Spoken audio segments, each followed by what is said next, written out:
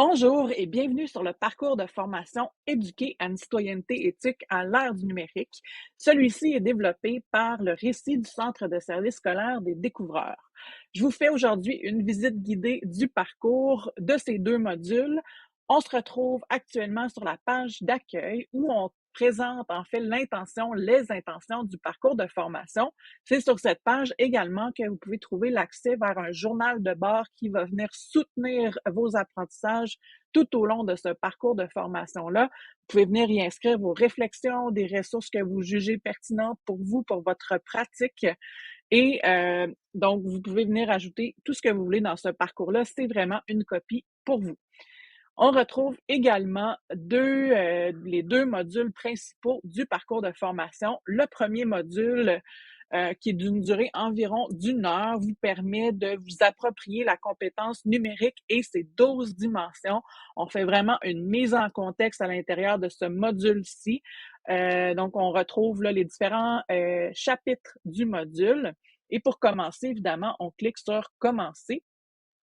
Ensuite, on a le module 2 qui est vraiment le cœur, le module le plus important. Donc, si vous en avez un à faire dans ce parcours-là, c'est vraiment le module 2 qui est d'une durée approximative là, de 2 à 3 heures pour passer à travers les différents contenus.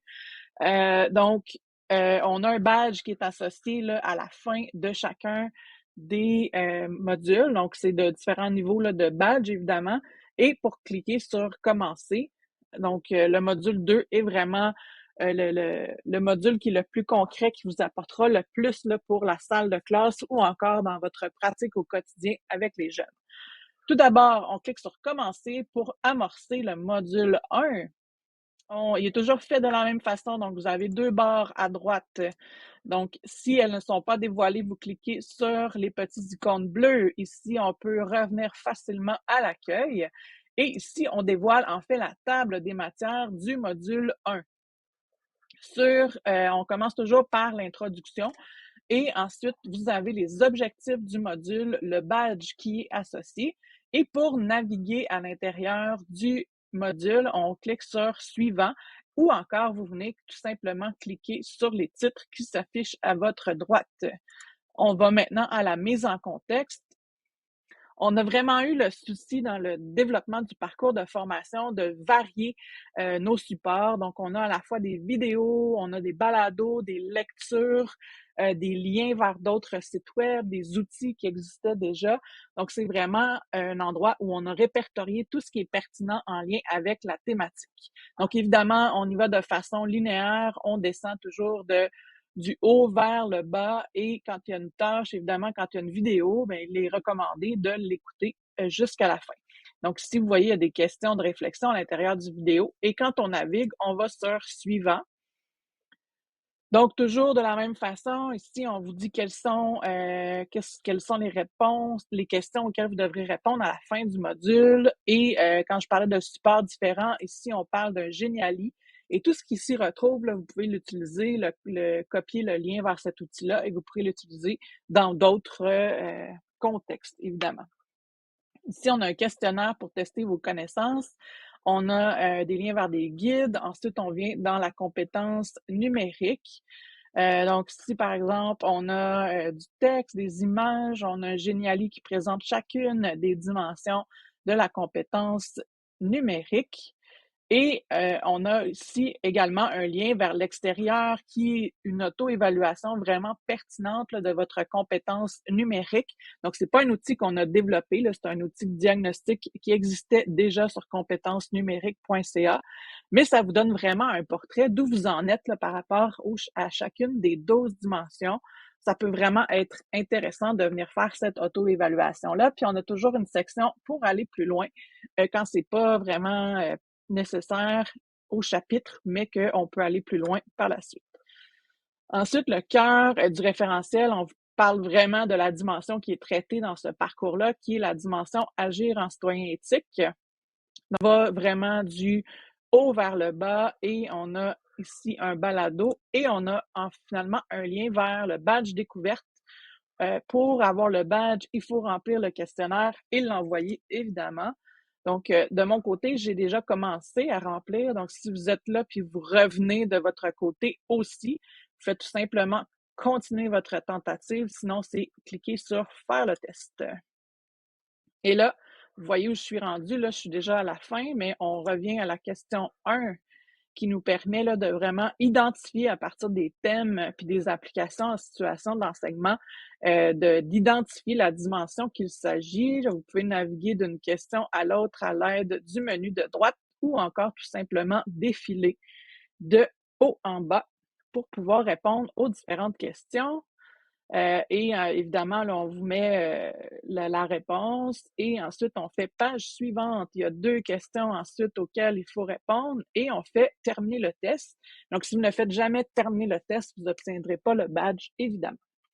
On a passé à travers le module 1. On va maintenant vers le module 2. À partir de la page d'accueil, on clique sur Commencer.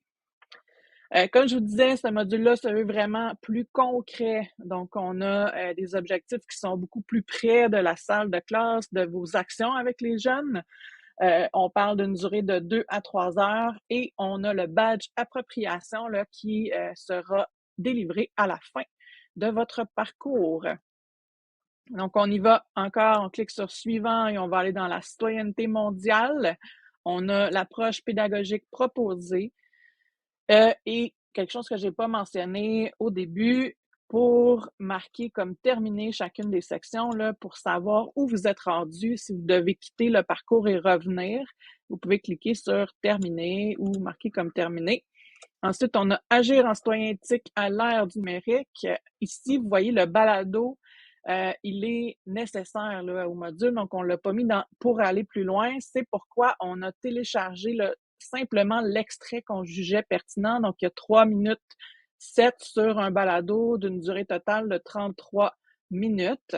Donc, ici, c'est un balado qui est hébergé sur Spotify. Donc, ça se peut qu'à l'intérieur de vos milieux scolaires, vous ne soyez pas en mesure de l'écouter. C'est pourquoi ici, comme il était vraiment nécessaire là, à la poursuite du parcours, on a cliqué, on a vraiment téléchargé un extrait par la suite. Donc, on défile comme ça.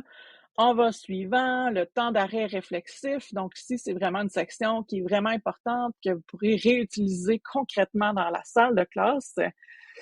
Ensuite, comment développer la citoyenneté à l'ère du numérique dans la classe.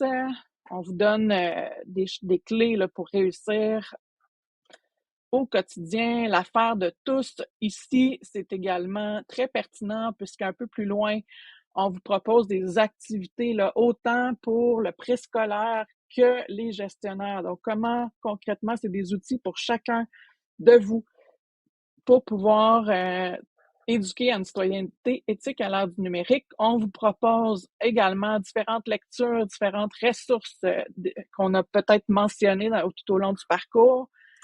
Et on a les crédits ici qui remercient vraiment toute l'équipe qui nous a accompagnés là, dans la réalisation de ce parcours. Et finalement, on arrive au badge appropriation. Et encore là, on a tout simplement à cliquer sur remplir le questionnaire et celui-ci le demandera un petit peu plus de réflexion que le badge découverte. Donc, on va réappliquer en fait ce qu'on a vu dans le module 2 qui est le temps d'arrêt. Et là, on va répondre aux questions. Et ici, là, vous devez vraiment passer à travers le prendre conscience, réfléchir et agir. Et c'est par rapport à l'enjeu des médias sociaux. Donc, on vous demande qu'est-ce que ça suscite chez vous, les médias sociaux. On vous invite à réfléchir et agir, bien sûr, à la fin.